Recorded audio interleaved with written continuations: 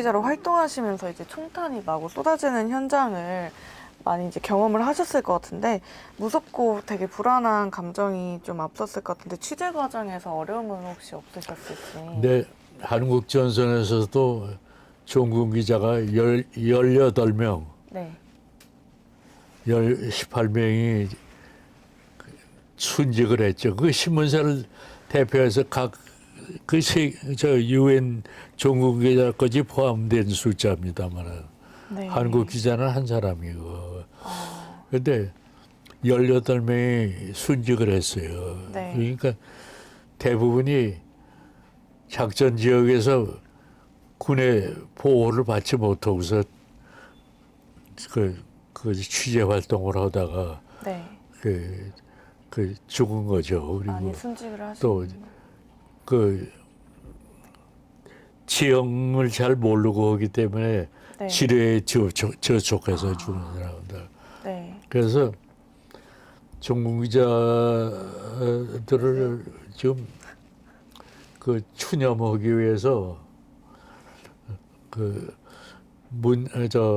파주 금천에 그 통일고원에다가 네. 그 종군 기자 추념비를 기자들이 언론인들이 제작을.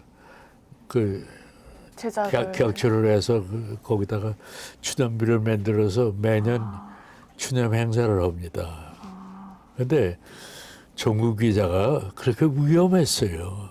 네, 정말 위험했을 것 그 같아요. 제 경우도 국군이 함흥에 들어갈 무렵이죠.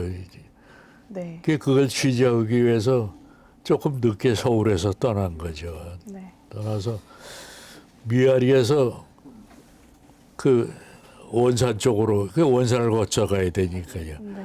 원산 쪽으로 해서 함흥으로 가야 되는데 원산 쪽으로 가는 차량을 그 편성을 해서 네. 그래서 갔는데 그 원산 모미처에 금성이라고 있어요. 네. 거기가 나중에 또 그 유엔군하고 중공군하고 격전도 많이 벌어졌습니다만은 네. 그때 그 원산으로 가는 차량을 탑승을 해서 가는데 금성이라는 지역 모미처에서 네. 그 헌병들이 체질을 해요. 네. 여기서 보통은 조금 위험 지역이니까 차량들이 그 보급 차량이라면 뭐 군인들 탄 차량들이면 그 직결을 해서 함께 가라고요. 위험 지역이니까. 그래서 7~8대가 직결을 해가지고 네. 같이 간 예, 거예요. 그래가지고 금성으로 지나가는데 그때는 군용도로가 다 파괴가 되고 했기 때문에 그 기차 철로를 군용도로를 썼어요. 그 철로를 갖다가 메꿔가지고 흙으로 메꿔가지고 차량들이 지나다닐 수 그렇죠. 있게. 네. 근데 유난히 그 철길은 그 터널이 많잖아요. 맞죠. 네. 그 터널을 하나 지나서 가는데 그 병사 하나가 날 보고 그래요. 내 옆에 탔던 병사가, 우리 병사가 네. 여기서부터 위험 지역이니까 날 보고 자세를 좀 낮추라고. 그래서 자세를 좀 낮췄죠. 그리고 지나가는데 아니나 다를까 금성에서 터널을 지나가는데 터널은 원래 양쪽에 이렇게 비탈이 져 있잖아요. 네, 네. 그 위에서 일제 사격이 가해지네. 그 병력들이 바로 낙동강에서 원산 태백산맥으로 해서 넘어온. 그 후퇴를 하려고 했는데 거기 원산은 그때 우리가 장악을 하고 있으니까 네. 퇴로가 막혀서 태백산맥을 중심으로 해서 넘어온. 왔다 갔다 하면서 공격을 하고 그랬더랬죠. 네. 그 공격을 거기서 받은 거예요. 그러니까 양쪽 언덕에서 그대로 일제 사격을 가해오는 거예요. 근데 그 병사가 신음소리를 내면서 내 바로 옆에 앉았던 병사가 신음소리를 내면서 쓰러지는 거예요. 이거 총에 맞았어요. 피를 흘리면서. 그러면서 어머니 그러는 거예요. 근데 그 병사가 날 보고 그 전에 그 고향에 혼자 어머니가 계시는데 그동안에 효도를 못한 거를 전쟁 끝나면 가서 나머지 효도를 해야 되겠다고 그렇게 얘기한 병사인데 그 병사가 쓰러진 거야. 뭐 다른 병사들도 많이 뭐 총 맞고 부상하고 했는데 바로 옆에 병사가 참 그래서 그냥 그 눈이 뒤집힌다는 게 그 얘기예요. 그 병사가 저 쏘던 총을 뺏어가지고 그냥 나도 그냥 그대로 쏴대는 거예요. 그냥. 근데 뭐 그게 뭐 인민군이 맞았는지 어쩌는지 몰라도 그 쏘지 않고는 못 베기는 거예요. 그냥. 네. 그렇게 눈에 하는 보이는 동안에 거 없이 그냥 쏘아대셨던 거죠. 예.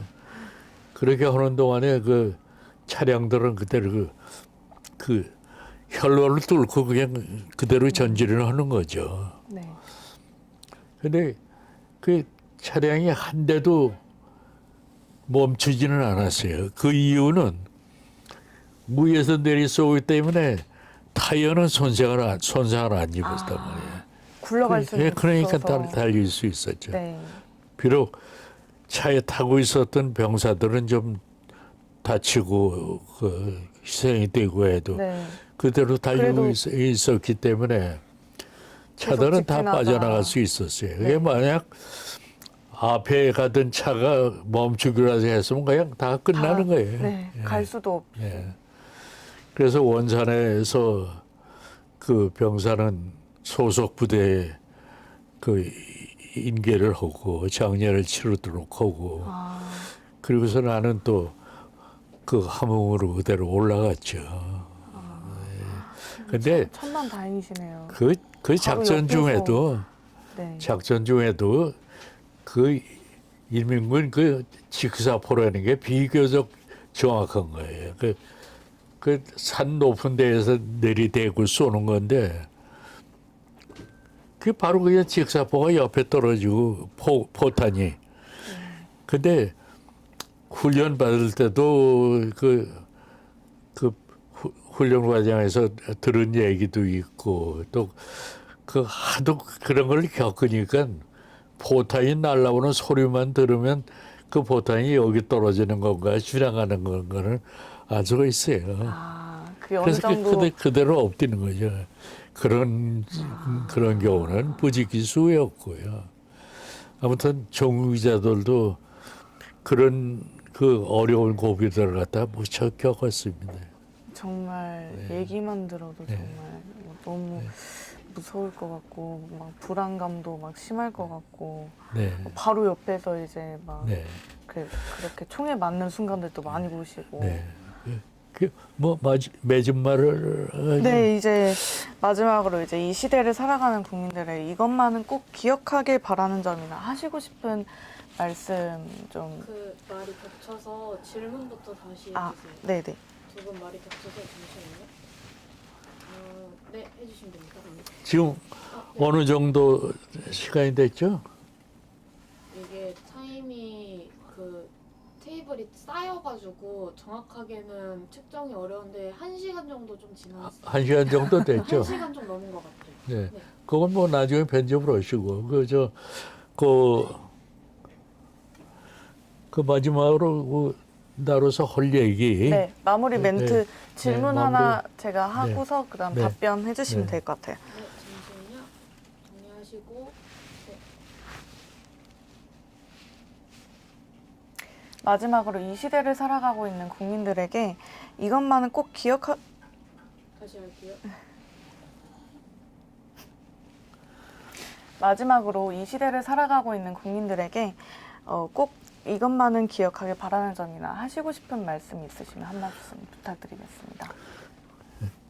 6.25 전쟁이 일어난 지도 벌써 3년이 지나고, 73년이 지나가고, 74년째 접어드는 거 아닙니까? 네, 맞습니다. 그동안에 수많은 사람들이 목숨을 잃고, 국토는 거의 80% 이상이 다 파괴가 되고, 이런 그 상황에서 우리 국민들은 오직 나라를 다시 세워야 되겠다는 그런 의지로 그 참 피눈물 나는 고생들을 했더랬죠. 그래서 오늘날 우리가 그 경제 대국이라는 소리를 듣고 그리고 OECD 국가들 중에서도 10위권에 들어갈 정도로 성장을 했습니다. 근데 이렇게 우리가 성장을 하고 자유를 누리고 하면서도 이북의 위협은 항상 계속되고 있습니다. 원자탄을 개발을 하고 로켓을 쏴대고 언제 전면전으로 다시 치달을지도 모르는 그런 상황에서 우리가 살고 있습니다. 근데 6.25를 겪지 않은 세대들이 요즘은 뭐 거의 90%가 중심 세력이 되고 있는 거 아닙니까? 네. 그래서 가끔 6.25 전쟁이 일어났을 시대에 그 안보 상황과 네. 요즘의 안보 상황을 가끔 비교를 해봅니다. 물론 경제력은 크다고 하더라도 안보에 대해서는 항상 위협을 느끼고 있는 상황이고 그 안보 불감증이 만연했던 그 6.25 그렇게 1950년 이전의 상황하고 비교를 해보면 하나도 달라진 게 없다고 생각을 합니다. 그래서 그 고비를 겪었던 저로서는 국민 여러분들이 다시 한번 이북의 잔악상, 전쟁의 참혹상을 다시 한번 생각을 하고 안보의식을 좀 다시 새롭게 해줘야 되겠다 하는 그런 생각입니다. 그 비굴하게 그 평화를 구걸하고 해서도 그거는 그때뿐이지 그 악순환은 계속되는 겁니다. 그래서 이 위협을 그래도 막기 위해서는 우리가 강해져야 됩니다. 국민이 강해지고 군인이 강해져야 됩니다. 뭐 동서고금을 통해서 항상 힘의 균형이 깨지면 전쟁은 반드시 일어나는 겁니다. 네, 맞습니다. 그래서 그 강한 군대, 강한 국민들 이렇게 해야나 전쟁을 막을 수 있다고 생각을 합니다. 아까 말씀해주신 내용 중에 바로 옆에서 이제 총을 맞고 순직하신 일화를 들으면서 너무나도 안타깝고 종군 기자라는 그 역할이 너무나 대단하게 느껴졌습니다. 우리가 꼭 기억해야 하는 분과 참혹했던 순간들을 모두 알 수 있던 시간이었습니다. 종군 기자님을 만나 뵙게 되어 뜻깊고 너무나 영광이었던 순간이 아닐까 싶습니다. 바쁜 시간 내어주셔서 감사합니다. 고맙습니다.